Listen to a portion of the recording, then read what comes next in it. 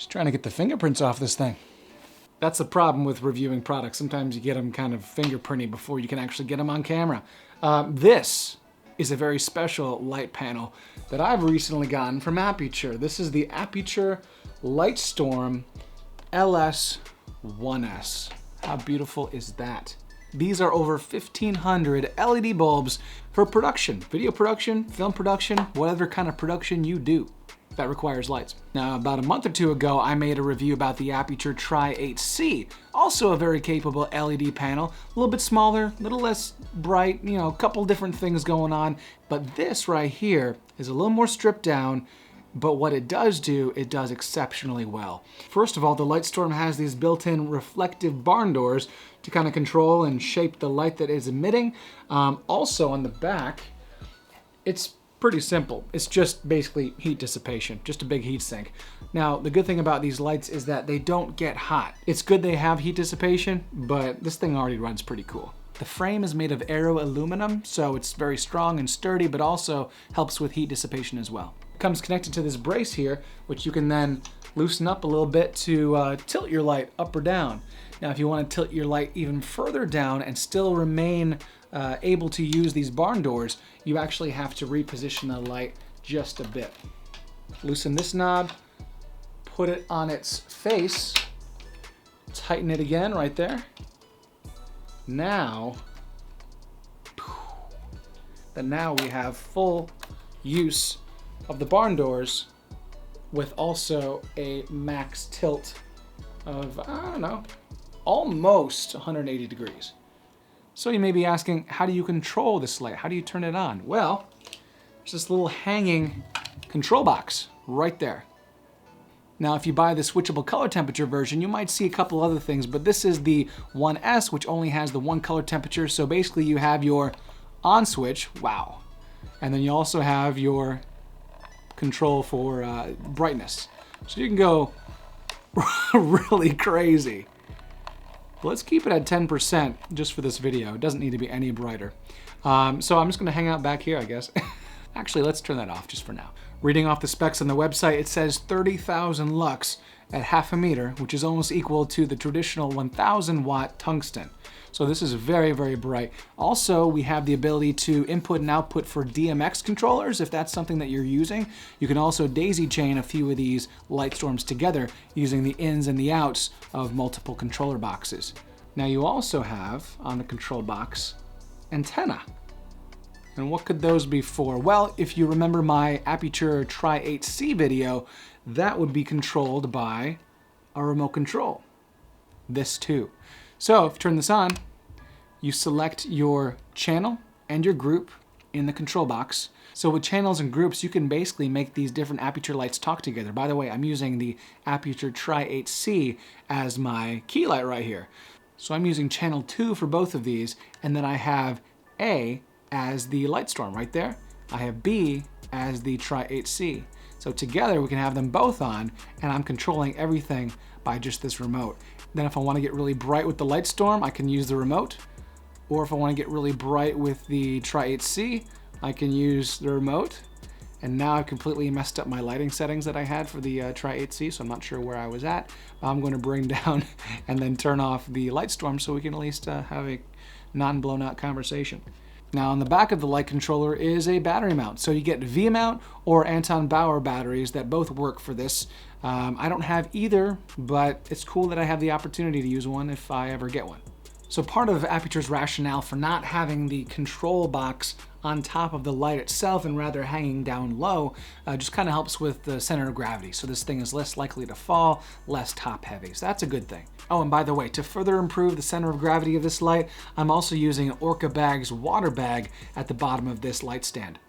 This weight could be full of sand if you want, but I chose to add water with these water bladders also provided by Orca Bags. You put the bladders in, fill them up with water, screw the cap on, Velcro it securely, and you've got a great weight to put at the bottom of your light stand.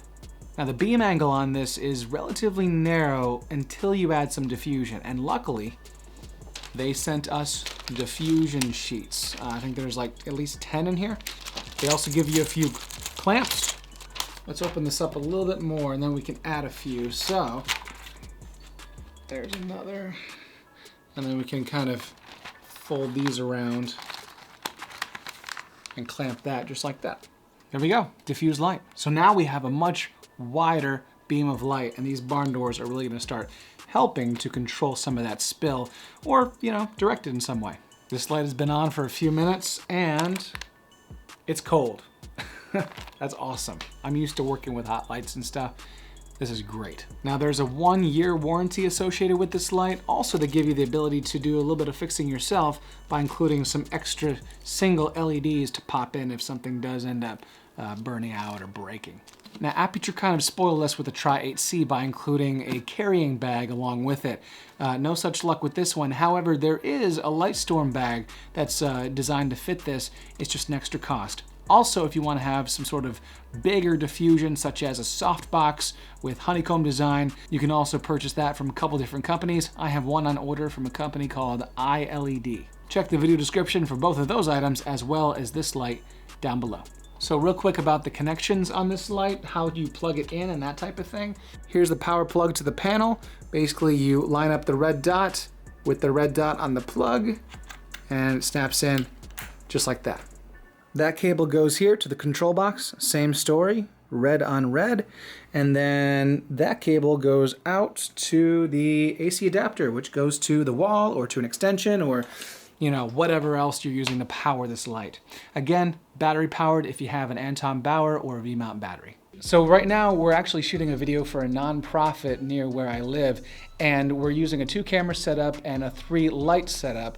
And right now we're using the Aputure Lightstorm LED panel as the main light right here. Then we have a little bit of a fill light with my Octacool 9 over here. And then behind me is the Aputure Tri-8C. So I think it really gives a good lighting, especially with this backlight. And I have my other camera right here getting a close-up, more of a profile shot as the interviewee talks to the main wide shot over here. So the remote can control the backlight or the key light. So depending on how you want to set them up, you can do that. You can also make one brighter or dimmer. I can darken my key light if I feel like I need to, all from the convenience of a little remote. So really cool options, and I love the fact that these Aputure lights work together wirelessly. All right, now if there were a few things to improve on here, I would say perhaps that they could give us slightly smaller diffusion papers. These are a little bit big, and I almost found them hard to kind of bend and fold in there to get them to fit just right. Also, I'm not a huge fan of the plastic knobs. This one is okay, but I'll tell you what happens with this one. You are loosening it, and you're loosening it, and oh, gotta loosen it a little bit more, and all of a sudden, it just comes right off. So I would kind of prefer that they would give these knobs some sort of little end to them that keeps it from coming out completely out of the threading. Also, it's plastic, and I'm not really a fan of how that feels, but hey, it's okay, I guess, for the time being. Now, just for myself, I would probably prefer that I didn't have to use these small little clips, because I'm gonna lose these. They give you 5. Of course, you can use any paper clips that you have, but I'm gonna lose these, let's just say that. Also, since this controller box is so big, I kind of almost wouldn't mind if it was a little bit bigger and then would incorporate the AC adapter into it, because that connection right there is one more place to fail, to pull out, whatever. Already happened to me once at a shoot where I was shooting and then all of a sudden this light went out. We couldn't figure it out. We traced it to the wall. It's still plugged into the wall. It's still plugged in here. What's going on? Oh, it came out of the AC adapter. Yeah. But at the same time, of course, if you're using this with a battery, then this would be huge because it also has the AC adapter and the Anton Bauer or the V-mount battery on it as well. So then maybe it is getting a little big. I don't know. But anyway, just a few things to think about maybe in the future. All right, guys, that's about it. The Lightstorm LS1S by Aputure. They make good LED panels, I'm starting to realize. I have 2 of them now, and I'm really enjoying using them in my video production. Thank you so much for watching. Check the link in the video description. You'll find a link to this as well as those other accessories that I was talking about earlier. Also, check out kit.com/edrickervlogs to find this and other different pieces of gear that I use regularly for my videography company that I run, also YouTube in general. Thank you for watching, and thank you to Aputure for sending these panels to me to review. Until next time, happy shooting.